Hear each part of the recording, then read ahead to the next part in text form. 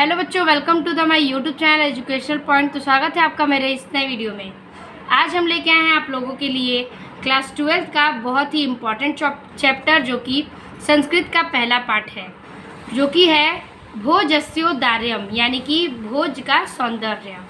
तो इसमें हम राजा भोज के बारे में, उनकी सारी कहानियों के बारे में कल के वीडियो में हमने इसका एक एक शब्द के अर्थों के साथ इसका वर्णन किया था और हिंदी में अनुवाद और संदर्भ को देखे थे। तो आज के इस वीडियो में हम इसके अभ्यास प्रश्न को देखेंगे। कई बार प्रश्न के उत्तर पूछ दिए जाते हैं क्लास 12 के बोर्ड एग्जाम में, तो आज के इस वीडियो में हम देखेंगे इसके सारे अभ्यास प्रश्न को उत्तर के साथ। चलिए वीडियो को देर न करते हुए स्टार्ट करते हैं। इसके सारे अभ्यास प्रश्न जो हैं लिखे हुए हैं और आपके कुल इसमें 10 प्रश्न हैं, ठीक है। तो एक एक प्रश्न के उत्तर को हम लिखेंगे। कॉपी में मैंने आपके प्रश्नों के उत्तर को नोट कर लिया है।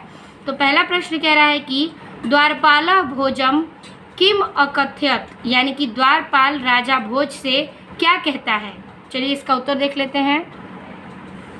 तो इस प्रकार से पहले प्रश्न का उत्तर है द्वारपालः भोजम अकथयत यत्य कोपी नवेशः कोपी विद्वान द्वारी वर्तते इति, यानी कि द्वारपाल राजा भोज से कहता है कि यत, यानी कि हे महाराज, यहाँ पर कौपीन वेश, यानी कि लंगोट में एक व्यक्ति, यानी कि लंगोट पहना हुआ, कोपी मतलब होता है कोई विद्वान, कोई विद्वान, द्वारी मतलब द्वार पर, वर्तते इति, यानी कि कोई विद्वान द्वार पर केवल लंगोटी पहने ही खड़ा है, ठीक है। तो द्वारपाल भोज राजा भोज से यही कहता है कि कोई कौपीन में, यानी कि कोई लंगोट में पहना हुआ एक विद्वान व्यक्ति द्वार पर खड़ा है। यही पहले प्रश्न का उत्तर है। दूसरा प्रश्न कह रहा है कि भोजम दृष्ट्वा कवि किम अचिंत्यत, यानी कि राजा भोज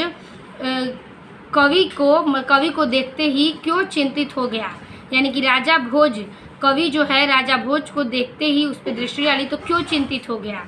उत्तर लिखेंगे कि भोजम दृष्ट्वा कवि अचिंत्यत अद्य मम दरिद्रताय नाशः भविष्यति इति, यानी कि राजा भोज को देखते ही कवि चिंतित हो गया, क्योंकि उसकी जो दरिद्रता थी वो सोचा कि उसकी दरिद्रता अब नष्ट हो जाएगी, यानी कि नाश हो जाएगी। उसकी दरिद्रता का मतलब जो उसकी दरिद्रता है, कष्ट है, वो क्या होगी, अब नष्ट हो जाएगी। दरिद्रता का नाश अब हो जाएगा, वही कवि सोचता है।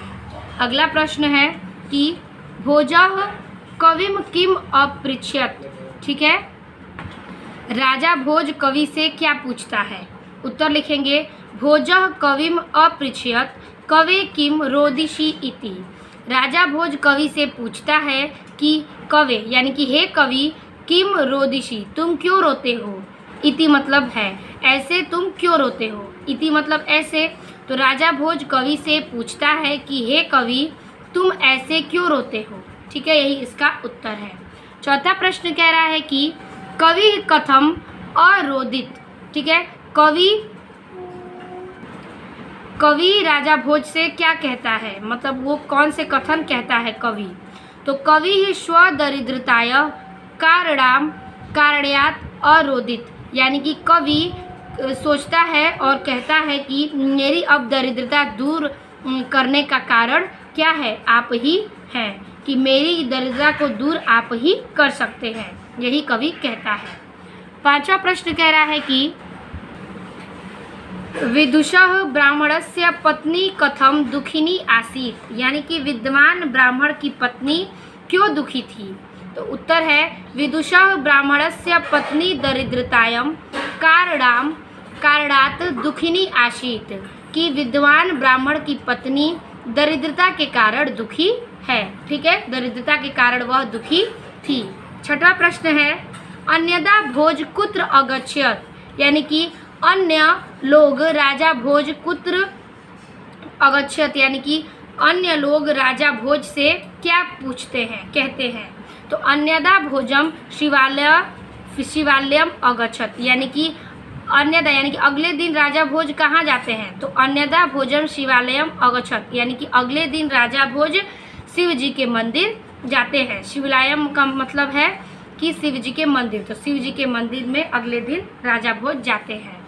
अगला प्रश्न है 7वां की प्रश्न है कि राजा भोज कालिदासम किम कुर्त प्राह, यानी कि राजा भोज कालिदास से क्या करने को कहते हैं।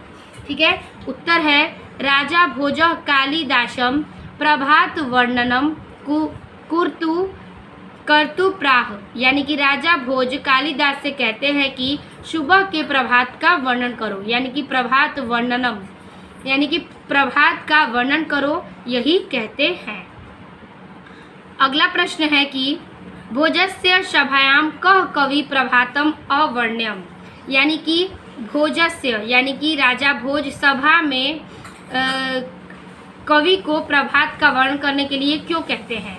तो उत्तर है भोजस्य सभायाम कवि कालिदासम प्रभातम अवर्ण्यन, यानी कि राजा भोज पूरी सभा में किस कवि को कहते हैं, तो कवि कालिदास प्रभातम अवर्ण्यम, यानी कि राजा भोज सभा में कवि कालिदास को प्रभात का वर्णन करने के लिए कहते हैं। ठीक है, अगला प्रश्न है इसमें कि भोज कालिदास किम पुरस्कार दद्यो, यानी कि राजा भोज कालिदास को क्या पुरस्कार दिए। तो उत्तर लिखेंगे कि भोज कालिदास प्रत्यक्षरम लक्ष्यम ददो, यानी कि राजा भोज कालिदास को प्रत्यक्षरम यानी कि प्रत्येक अक्षर पर लक्ष्यम यानी कि लाख मुद्राएं ददो, यानी कि देते हैं, यानी राजा भोज कालिदास को प्रत्येक अक्षर पर लाख रुपए देते हैं। अगला प्रश्न है कि कवि कथम अरोदिति, कवि किस कथन के लिए रोता है। तो उत्तर लिखेंगे कवि दरिद्रतया अरोदित, यानी कि कवि दरिद्रता से परेशान होकर रोता है। प्रश्न है कि निशा कथामिव क्षिप्रम व्रजति, यानी कि निशा माने रात्रि, कथमिव किस कथन से क्षिप्र तेजी से व्रजति दूर होती जा रही है। तो रात्रि किस वजह से तेजी से दूर होती जा रही है। उत्तर है निशा लक्ष्मी रनुदमीव मीनावमीव क्षिप्रम व्रजति, यानी कि रात्रि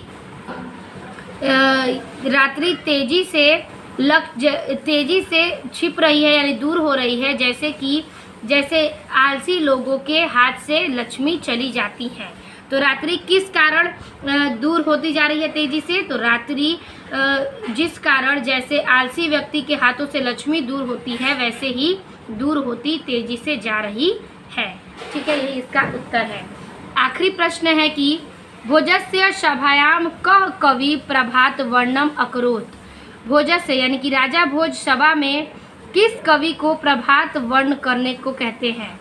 उत्तर है कि भोजस्य सभायाम कालिदास कवि प्रभात वर्णम अकरोत, यानी कि राजा भोज पूरी सभा में कालिदास कवि को प्रभात का वर्णन करने के लिए कहते हैं। तो इस प्रकार से इस अभ्यास का सारा प्रश्नों के उत्तर मैंने आपको इस पैराग्राफ में समझा दिए, पूरे 12 प्रश्नों के उत्तर। तो इस प्रकार से आपके इन सारे प्रश्नों के उत्तर मैंने आपको लिख दिए हैं।